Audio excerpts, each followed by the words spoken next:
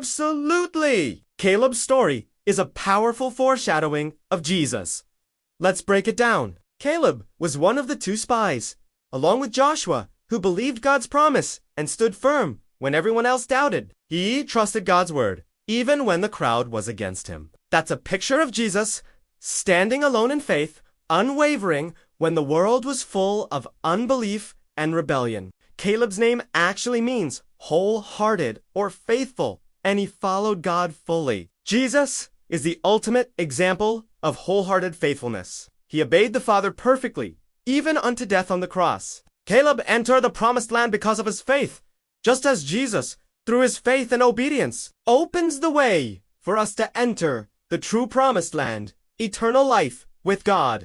Every story in the Bible points to Jesus in some way. Caleb's courage, faith, and inheritance are all shadows of the greater reality found in Christ. The Old Testament is packed with these prophetic images: Abraham and Isaac, Joseph, David and Goliath, Ruth and Boaz, all pointing to Jesus as the fulfillment of God's promises. Kaya't ang Hebron ay naging mana ni Caleb, na anak ni Hephyon ang Kanezeo hanggang sa araw na ito, dahil sa lubusan niyang pagsunod sa Panginoong Diyos ng Israel.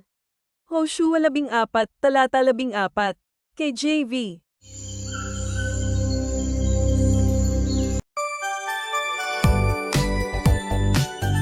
Talagang ang kwento ni Caleb ay isang makapangyarihang paglalarawan sa hinaharap ni Jesus. Hatiin natin ito. Si Caleb ay isa sa dalawang espiya kasama si Josue na naniwala sa pangako ng Diyos at naninindigan ng nagduda ang lahat. Nagtitiwala siya sa salita ng Diyos kahit na ang karamihan ay laban sa Kanya.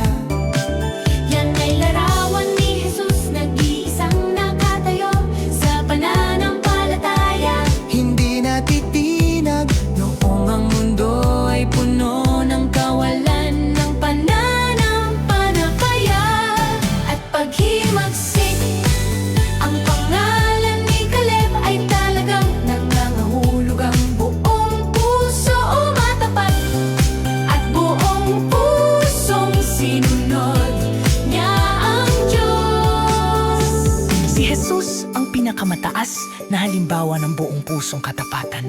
Perpektong sinunod niya ang Ama kahit hanggang sa kamatayan sa krus. Si Caleb ay pumasok sa lupang pangako dahil sa kanyang pananampalataya. Katulad ni Jesus sa pamamagitan ng kanyang pananampalataya at pagsunod ay nagbukas ng daan para makapasok tayo sa tunay. Ang walang hanggang buhay kasama ng Diyos. Bawat kwento sa Biblia ay tumutukoy kay Jesus sa ilang paraan. Ang katapangan, pananampalataya at mana ni Caleb ay pawang mga anino ng mas dakilang katotohanan na matatagpuan kay Kristo. Ang lumang tipan ay puno ng mga ganitong makahulang larawan: sina Abraham at Isaac, si Jose, si David, at si Goliath, si Ruth at si Boaz, na pawang tumutukoy kay Jesus bilang katuparan ng mga pangangako latas at paghihimagsik. Ang pangalan ni Caleb ay talagang nangangahulugang buong puso o matapat at buong pusong sinunod niya ang Diyos. At paghihigasin ni Caleb ay talagang ang kamaganagang buong puso o matapat at pusong sinunod niya.